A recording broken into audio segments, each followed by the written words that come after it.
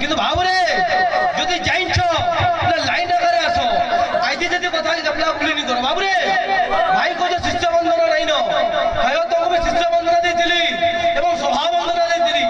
যদি যাই দিত বা দক্ষতার বাহক দিত বেটি ফিরে দিত ভাবরে গুরু কো নমড়ি বনর গুরু যে সাক্ষাৎ দিছর গুরু মো দেহে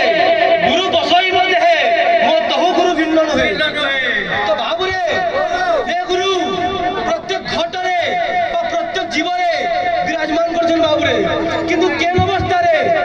এবং কেন শরীরে ভাইଙ୍କୁ প্রশ্ন দিলা যে গুরুଙ୍କୁ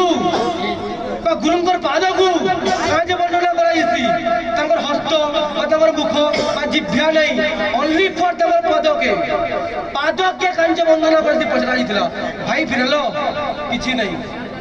যদি বৈঠক করুছ ভাই তো বৈঠক ধর্ম আকারে আস ভাইଙ୍କୁ ফের বিষয়টা রহিলা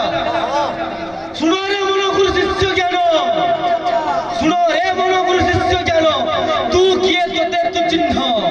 চক্র পরে বেদির উপরে নিরাকার বর্ণ অনাদি ব্রহ্ম কৃষ্ণଙ୍କ উপরে কৃষ্ণ তাଙ୍କ উপরে কৃষ্ণ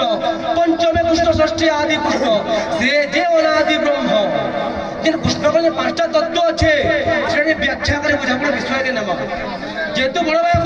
যদি জাইছ তাহলে বিষয় করে আসলে ভালো লাগবে ইদি সাথে কেপলা বুকরি নাই জাইছ লাইন করে আস বঙ্গাবর বিহারী লাল কি জয় আ গুটে কথা কହୁଥିଲେ বাবু ভরত জানিছ বলে নয়া নয়া শ্লোক কহব আর তাপনা গুটে শ্লোক পড়লে যুধিষ্ঠির জাত কন্যা নকুলে নং বিবাহিতা এটা কেতে নয়াটা बहुत नो है প্রথমে গোবিন্দ নাম গুরু বৈষ্ণব মণ্ডলী গায়ন শ্রী সংকীর্তন দেশ শ্রী নটবর হে নিত্যানন্দ কৃপা সিন্ধু